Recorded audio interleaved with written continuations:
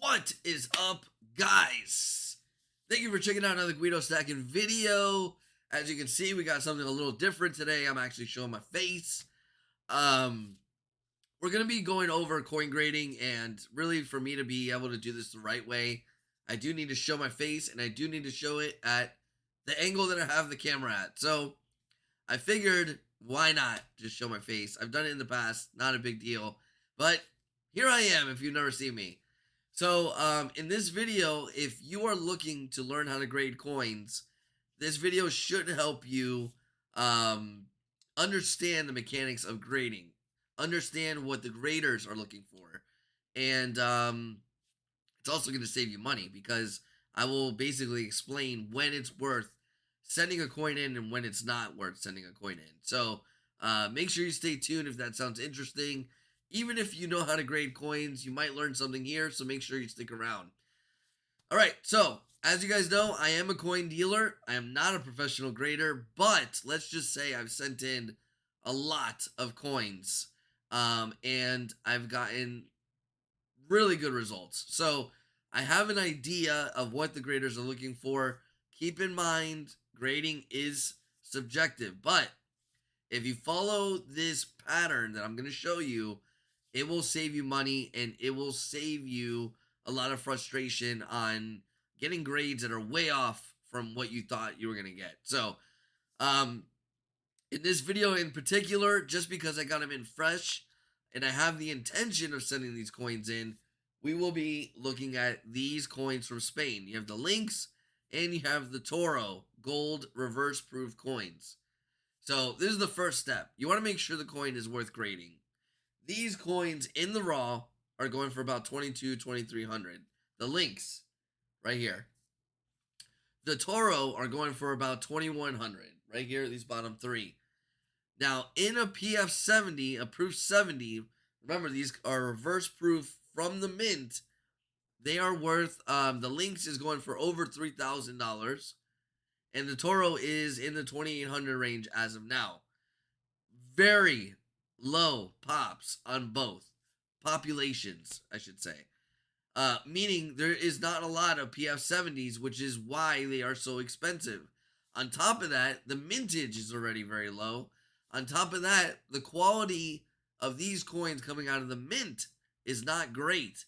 So you put all three of those things together and you have an expensive coin in PF70. So that's why I'm going to be looking at these coins and trying to send them in to get the PF70 because it is about $1,000 more per coin if I could get them in that 70 holder. That being said, the first tip is you want to take the coin out of everything that it's in, the flip and the capsule. You need the coin in your hand, and you need to be able to see the coin in the raw with nothing on it. So no flip and no capsule. You want to have gloves. Doesn't matter if they're big. These are kind of big. Who cares? Doesn't matter. You don't want to touch the coins directly with your hands. Even if you're handling it on the rim, which a lot of coin dealers do. They handle the coin on the rim. Doesn't matter. Just put some gloves on. Doesn't matter. Why risk it? Okay, I've seen a lot of guys slip from the rim, drop the coin, or just have a slip of the finger and all of a sudden you got a fingerprint on the coin. So you don't want to risk it. Just put the gloves on. Then you want a lamp. I have a lamp here. I like to grade coins with two sources of light. So I have my window open as well. I'll be using natural light as well as my desk light. And that's going to help a lot too. All right. So with these coins, what's going to happen, guys? I'm going to give you a little more tidbit here. When you're grading older coins, say Morgans, the range of possible grades gets a lot bigger because they are older coins. They were circulated coins. You know, they were hand-me-down coins. They were handled by collectors, handled by people spending them, so on and so forth. Obviously, 200-year-old coins are going to be going through a lot more than coins that were just released last year and are not meant for circulation. So the range of grades you could possibly get for silver dollars and older coins is a lot greater than these right here. When you're grading modern coins, you have to figure coming straight out of the mint or from a dealer, right? And we're talking new coins, not coins that have been around for 5, 10 years, because you don't know. The collector before could have touched it with their hands. They could have had a capsule that was too small or too big, and the coin got messed up, or they just didn't handle it right. So it changes also with the modern coins. But directly from the mint or directly from a dealer that is sending you the coins within a year, most likely your grade range is probably from a 67 to a 70. That's it. So, does that make it easier? Not really, because a 70 is a perfect coin, which means if you find even slight flaws on these coins, they will not get in a 70 holder. And then if you find a coin with even slight flaws plus a few more, you're gonna get a 69. Um, there's a lot of things with these coins in particular that you need to look for. First off, this matte finish is one of the hardest to produce. There's always been issues with coins that have that matte finish. Always. Any flaw is so eye popping on that type of finish that it's very easy to catch, which is good for the grader, you, and bad for you also because the grader himself will catch it. But it is very, very easy to get a nick on there from you handling it or directly from the mint. And the mint has had problems with that matte finish in the background. And there's been problems in the past, not just from the Spanish mint, but from the Perth mint as well, which is a huge mint. They've had issues with that matte finish. It's gorgeous on silver and gold, but it is extremely hard to take care of and very, very difficult to execute in a 70 level at a 70 level from the mint. So that is going to be where we start, because that is where I would say 95% of the issues with these come from, is in that matte finish, also known as the field. Okay, so we're going to grab the coin. I got it right here. I'm going to use the natural light of the window. And believe it or not, one more thing. When I worked at the coin shop, it was amazing how many people did not know how to use a loop.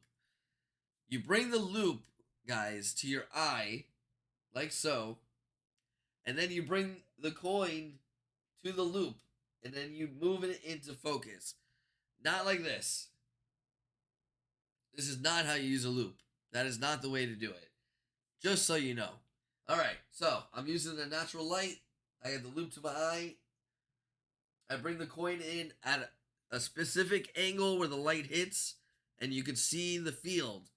And then I'm going to rotate it. And I don't see anything. Okay, I'm doing this quick, just for the sake of the video.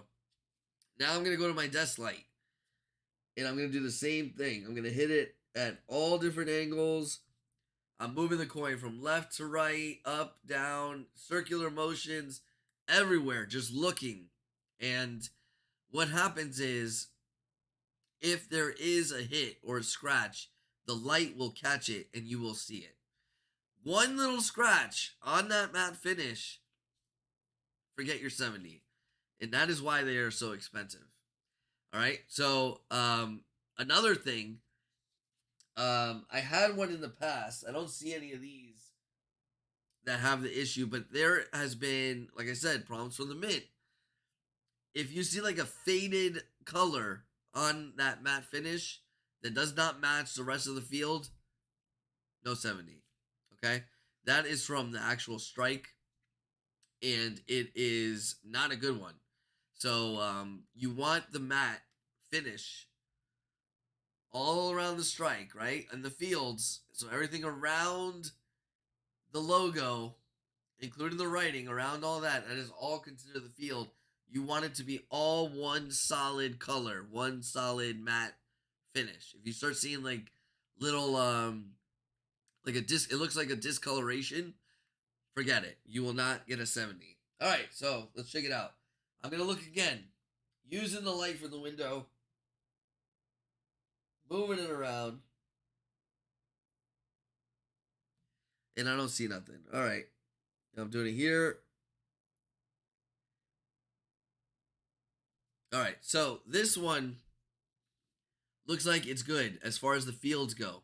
So that's already a huge step for these coins because, like I said, 95% of the issues with these coins is going to be in the field. So this is just from knowledge because I've already sent a lot of these in for grading. Not a lot, but a good amount. And I already know the coins. So the more you know the coin, the better you are at grading them. So for an example, if you were going to send in Morgans and you have a lot of slab Morgans, you could use all those slabs as a comparison. So that's what I have here. I have a Lynx in PF70. So this is the grade I'm going for. And I have one in the slab already. So now when I look at these Lynx, I can literally go back and forth between the two, looking at the Lynx in the slab and looking at the Lynx in the raw, and just back and forth. It's especially important on the strike. The field is easy on these. You want a solid color, you want no scratch, and you don't want no spots either. That's another thing. Very simple. You don't really need to compare the two. The strike is a whole new thing. There's a lot of details in the Lynx that you probably can't see on camera right now. There's fur all the way through it, and there could be patches of fur missing from the Lynx, and that means the strike was not a good strike, and that could be deducted. Then you have the luster in the strike itself. So the coin graders will judge coins on luster, and since this is a reverse proof, that means the luster is that their grading is going to be in the strike. So it's going to be in the actual Lynx, right? Because that is where the luster is, the shiny. It's going to be in the actual bowl, right? Same thing. That is the proof part, and the symbol in the back, the Spanish symbol in the back. So that is the part that they will be grading for luster. All right.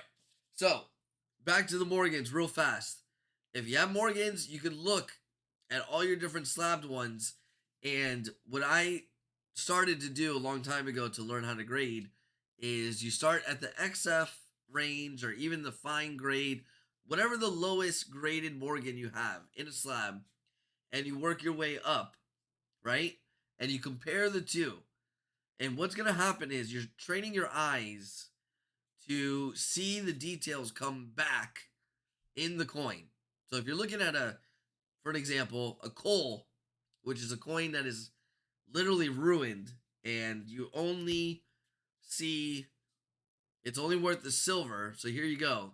This coin has no details. Barely has a date on it.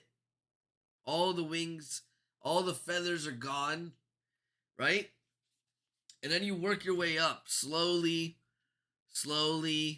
and you get to like here, right? And you're doing this with slab coins. You don't want to raw coins. You can do it with raw coins too, but slabbed is really where you're gonna learn.